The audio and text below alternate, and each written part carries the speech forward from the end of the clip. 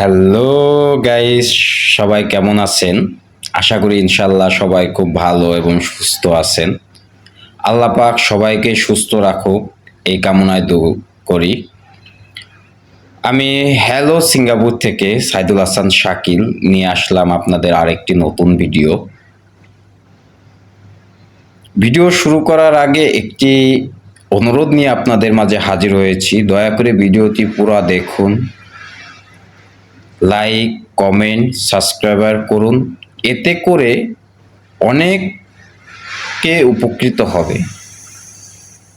আর একটা কথা বলি, আমি কোনো এজেন্ট না, কোনো ধরনের লোক আনা নেওয়া বা ভিসা করানো ইত্যাদি আমি কাজ করি না।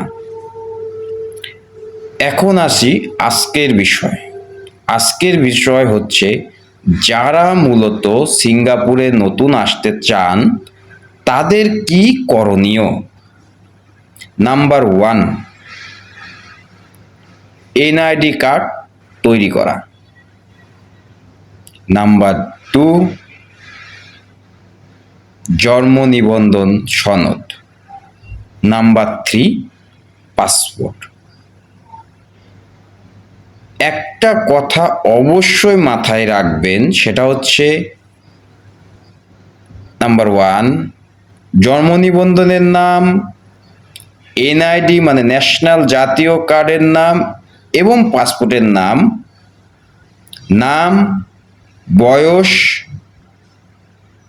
পিতার নাম, মাতার নাম অবশ্যই অবশ্যই, আমি আবারও বলছি, এই 3টা জিনিস, নিজের ব্যক্তিগত পরিচয় অবশ্যই আপনি সঠিকভাবে দিবেন।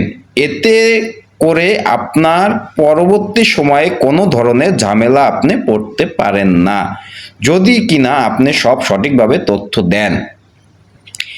এখন প্রশ্ন হচ্ছে, দ্বিতীয় কথায় আসি আমরা। প্রথম কথা তো আমরা বললামই, দ্বিতীয় প্রশ্নে চলে যায়। দ্বিতীয় প্রশ্নটা হচ্ছে, সিঙ্গাপুরে আসতে গেলে কি ট্রেনিং লাগে?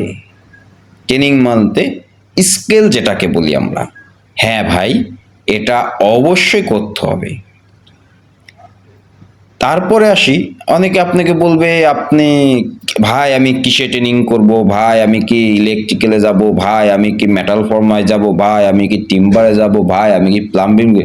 ভাই একটা কথা মাথায় রাখবেন, আপনি কি করতে পারবেন, কোন কাজটা আপনি ভালোভাবে করতে পারবেন, সেটা আপনি ছাড়া আমি বলতে পারবো না। আমি কেন, কেউই বলতে পারবে না। তাই ট্রেনিং সেন্টারে ভর্তি হওয়ার আগে আপনি মূলত যে কাজটি করবেন, প্রয়োজনে আপনি 1 দিন বা 2 দিন ট্রেনিং সেন্টারে যাবেন, যাওয়ার পরে সেইখানের কাজগুলো দেখবেন। দেখার পরে যেই কাজটা আপনার কাছে সব থেকে সহজ মনে হবে, সেটা নিয়েই আপনি ট্রেনিং সেন্টারে ভর্তি হবেন এবং সেই স্কেলের উপরে আপনি এক্সাম দেন। এতে করে কি হবে, আপনি ধরেন কথার কথা, আপনি ওইখানে কনস্ট্রাকশন স্কেলে তো সবাই আমরা, ধরেন কথার কথা আপনি প্লাম্বিংয়ে ভালো লাগলো, আপনার প্লাম্বিং দিলেন, অথবা আপনার ইলেকট্রিক ভালো লাগলো, ইলেকট্রিক, টিম্বার ভালো লাগলো, টিম্বার দিলেন। এটা কোনো ফ্যাক্ট না ভাই, এটা জাস্ট একটা সার্টিফিকেট, যার মাধ্যমে আপনি সিঙ্গাপুরে ভর্তি হতে পারেন। সোজা কথায় আমরা বলি, পড়াশোনার ভাষায় যদি আমরা বলি, আপনি এসএসসিতে সায়েন্স নিয়ে পাশ করেও ইন্টারে কিন্তু কলেজে আপনি কমার্স নিতে পারেন, ঠিক যেমন সেম এই সিঙ্গাপুরের ট্রেনিং সার্টিফিকেটটাও সেম। এখানে আসার পরে আপনি যে কোনো কাজ, construction site, air condition site, electric site, plumbing site, painting site, মানে বিভিন্ন জব আছে ভাই, সিঙ্গাপুর জব অ্যাভেলেবল। হ্যাঁ, তবে এটা সত্য, সিঙ্গাপুর আগের থেকে অনেকটাই হার্ড হয়েছে। তাই দয়া করে নিজে ভর্তি হওয়ার আগে আপনি এই কাজগুলো ভালোভাবে দেখেন এবং আপনি বোঝেন যে কোন কাজটি করলে আপনার জন্য সুবিধা হবে।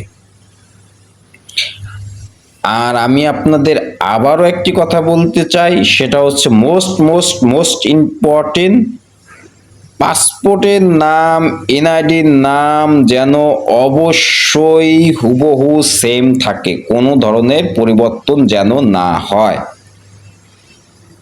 আশা করি আমার এই তথ্যগুলো আপনাদের একটু হলেও সহযোগিতা করবে বা উপকৃত হবেন। আর আপনাদের কাছে যদি আপনারা আমাকে একটু সাহায্য করেন, একটু সহযোগিতা করেন আমার পেজটাকে সামনের দিকে এগিয়ে নেওয়ার জন্য, আপনাদের একটি কমেন্ট, একটি লাইক, একটি শেয়ার আমার পেজটাকে আরও সামনের দিকে এগিয়ে নিয়ে যেতে সাহায্য করবে। আর আপনারা যদি পেজ বা মনে করেন ফলো বা শেয়ার না করেন, এরা মনে করে এই ভিডিওটা অতটা ইম্পর্টেন্ট না। আসলে প্রতিটা কথাই কিন্তু আমরা আপনাদের জন্য তৈরি করি ইম্পর্টেন্ট কথা। আমরাও সিঙ্গাপুরের একজন প্রবাসী এবং আমরাও কাজ বাদ দিয়ে কাজ করার পরে বাসায় এসে সময় বের করে আপনাদের কাছে শুধু তথ্যটা পাঠিয়ে দিই। তাই আপনাদের সবার সুস্বাস্থ্য কামনা করছি। যারা নতুন আসবেন বা নতুন সেন্টারে ভর্তি হয়েছেন তাদের জন্য শুভকামনা রইল। দোয়া করবেন আমার জন্য, আমি যেন আপনাদের সঠিক তথ্য দিতে পারি। ভালো থাকবেন সবাই। আসসালামু আলাইকুম ওয়া রাহমাতুল্লাহি ওয়া বারাকাতুহু।